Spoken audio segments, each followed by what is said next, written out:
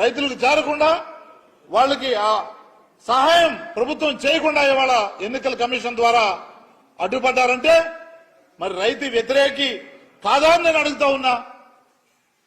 రైతులకు నిజంగా రైతులపై ఏమాత్రం అభిమానం ఉన్నా, ప్రేమ ఉన్నా ఎందుకు మీరు ఆపడానికి ప్రయత్నాలు చేశారు ఎలక్షన్ కమిషన్ ద్వారా? దీనికి సమాధానం చెప్పాలి మీరు.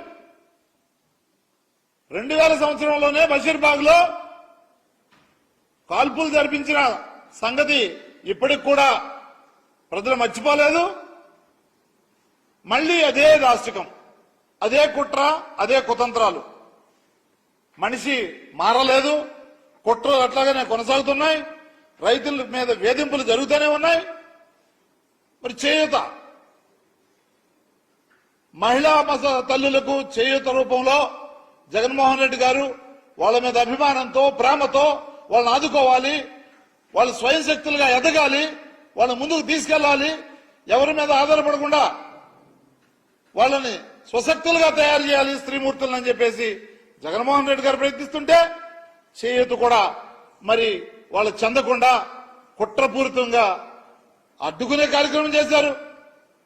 అట్లాగే విద్యా దీవెన, విద్యార్థులు చదువుకోకూడదు, వీళ్ళ పిల్లలు చదువుకోవాలి స్టాన్ఫోర్డ్ లో, మనవడు చదువుకోవాలి ఇంగ్లీష్ మీడియం స్కూల్లో. విద్యార్థులు, పేద విద్యార్థులు, బీసీ, ఎస్సీ, ఎస్టీ, మైనార్టీలకు సంబంధించిన విద్యార్థులు మాత్రం ఇంగ్లీష్ మీడియం చదువుకోకూడదు, పెద్ద చదువులు చదువుకోకూడదు. ఈ విధంగా కుట్రలు చేస్తున్న చంద్రబాబు నాయుడికి మరి ఆ దేవుడు తప్పనిసరిగా శిక్ష విధిస్తాడు.